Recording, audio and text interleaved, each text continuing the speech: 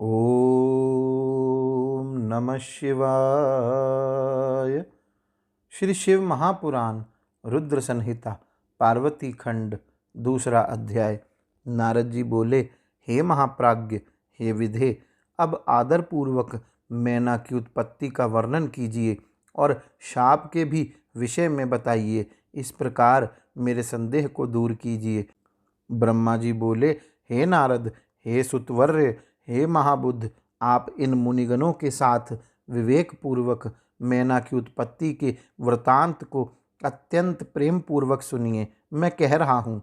हे मुने, मैंने अपने दक्ष नामक जिन पुत्र की चर्चा पहले की थी, उनके यहाँ सृष्टि की कारणभूता 60 कन्याएं उत्पन्न हुई। उन्होंने उन कन्याओं का विवाह श्रेष्ठ कश्यप आदि के साथ किया। हे नारद, यह सारा वृतांत आपको विदित ही है। अब प्रस्तुत कथा का श्रवण कीजिए।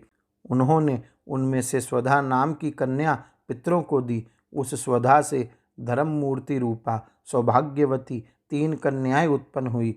हे मुनीश्वर, उन कन्याओं के पवित्र, सदा विघ्नों का हरण करने वाले तथा महामंगल प्रदान करने वाले नामों को मुझसे सुनिए। सबसे बड़ी कन्या का नाम मैना, मझली कन्या का नाम धन्या तथा अंतिम कन्या का नाम कलावती था। ये सभी कन्याएं पितरों के मन से प्रादुर्भूत हुई थी। ये अयोनिजा कन्याएं लोकाचार के अनुसार स्वधा की पुत्रियां कही गई हैं। इनके पवित्र नामों का उच्चारण करके मनुष्य समस्त कामनाओं को प्राप्त कर लेता है। वे जगत की वंदनीय लोक माता, परमानंद को देने वाली योगिनी स्वरूपा, उत्कृष्ट ज्ञान की निधि तथा तीनों लोकों में विचरण करने वाली हुई। हे मुनीश्वर, एक समय की बात है, वे तीनों बहनें भगवान विष्णु के निवास स्थान श्वेत द्वीप में उनके दर्शन के लिए गई। भक्ति पूर्वक विष्णु को प्रणाम तथा उनकी स्तुति करके वे उनकी आज्ञा से वहीं रुक गई। वहाँ उस समय बहुत बड़ा समाज एकत्रित था। हे मुने, उसी अवसर पर मुझ ब्रह्मा के पुत्र सनकादि सिद्धगण भी वहाँ गए और श्री हरि को प्रणाम कर वहीं उनकी आज्ञा से बैठ गए। तब सभी लोग सनकादि मुनियों को देखकर वहाँ बैठे हुए लोक वंदित देवता आदि को प्रणाम करके शीघ्र उठ खड़े हुए। किंतु हे मुने, वे तीनों बहनें परात्पर शंकर की माया से मोहित होने के कारण प्रारब्ध से विवश हो नहीं उठी। शिव जी की माया अत्यंत प्रबल है, जो सब लोगों को मोहित करने वाली है। समस्त संसार उसी के अधीन है। वह शिव की इच्छा कही जाती है।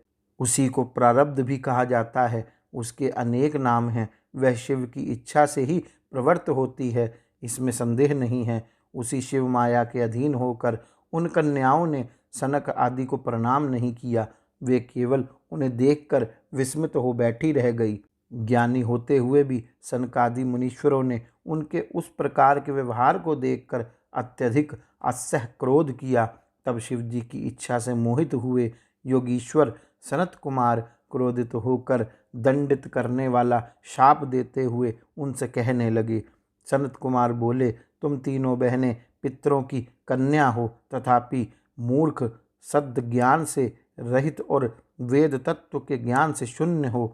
अभिमान में भरी हुई तुम लोगों ने ना तो हमारा अभ्युत्थान किया और ना ही अभिवादन किया।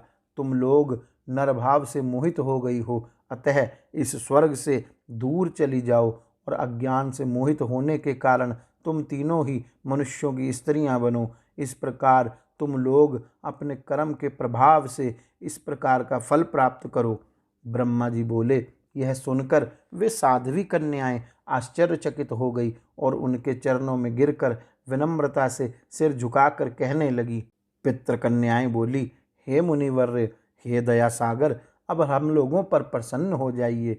हम लोगों ने मूढ़ होने के कारण आपको श्रद्धा से प्रणाम नहीं किया। हे विप्र, अतः हम लोगों ने उसका फल पाया।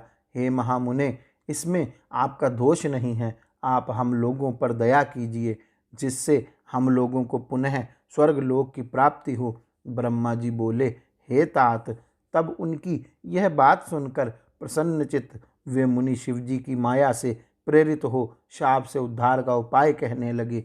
सनत कुमार बोले, हे पितरों की 3 कन्याओं, तुम लोग प्रसन्नचित्त होकर मेरी बात सुनो। यह तुम्हारे शोक का नाश करने वाली और सदा ही तुम्हें सुख प्रदान करने वाली है। तुम में से जो ज्येष्ठ है वह विष्णु के अंशभूत हिमालय गिरी की पत्नी होगी और पार्वती उसकी पुत्री होगी। योगिनी स्वरूपा धन्या नामक दूसरी कन्या राजा जनक की पत्नी होगी। उसकी कन्या महालक्ष्मी होगी जिनका नाम सीता होगा। सबसे छोटी कन्या कलावती वैश्य वृषभान की पत्नी होगी, जिसकी पुत्री के रूप में द्वापर के अंत में राधा जी प्रकट होंगी।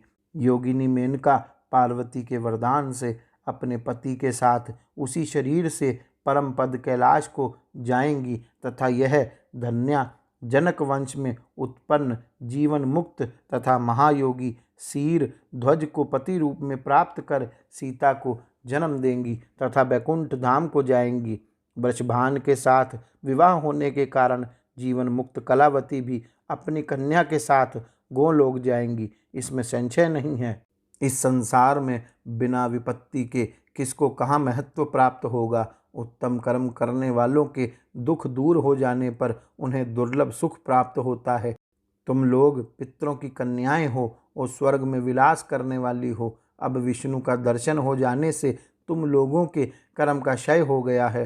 यह कहकर क्रोध रहित हुए मुनीश्वर ने ज्ञान भोग तथा मोक्ष प्रदान करने वाले शिव जी का स्मरण करके पुनः कहा, हे पितृ कन्याओं, तुम लोग प्रीतिपूर्वक मेरी दूसरी बात भी सुनो जो अत्यंत सुखदायक है। शिव जी में भक्ति रखने वाली तुम लोग सदा धन्य मान्य और बार बार पूजनीय हो।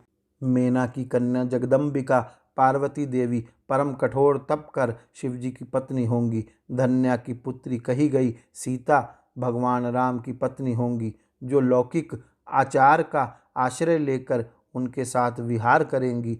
और साक्षात गोलोकवासिनी कलावती पुत्री राधा अपने गुप्त स्नेह से बंधी हुई श्री कृष्ण की पत्नी होंगी। ब्रह्मा जी बोले, इस प्रकार कहकर सबके द्वारा स्तुत वे भगवान सनत कुमार मुनि अपने भाइयों सहित वहीं अंतर्ध्यान हो गए। हे तात, पितरों की मानसी कन्याएं वे तीनों बहनें पाप रहित हो सुख पाकर तुरंत अपने धाम को चली गई। इस प्रकार श्री शिव महापुराण के अंतर्गत द्वितीय रुद्र संहिता के तृतीय पार्वती खंड में पूर्वत गति वर्णन नामक दूसरा अध्याय पूर्ण हुआ। गौरी शंकर भगवान की जय। ओम नमः शिवाय।